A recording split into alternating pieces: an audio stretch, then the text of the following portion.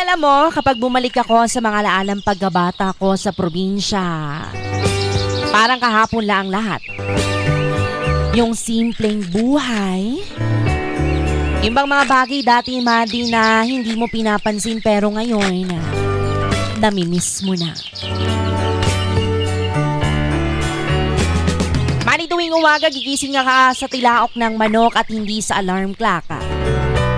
Tapos paglabas pa ng bahay mo ay mararamdaman mo agad ang labig ng simoy ng hangin at amoy na amoy mo ang halimuyak ng mga bulaklak at damo na basa dahil sa hamog.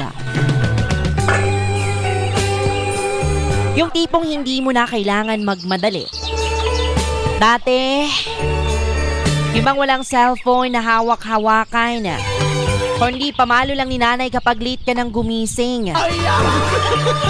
Tapos, didiretso ka na lang sa taniman o kaya sa bukid. Yung tipong mag-harvest ka na lang ng prutas o gulay, mga kaibigan.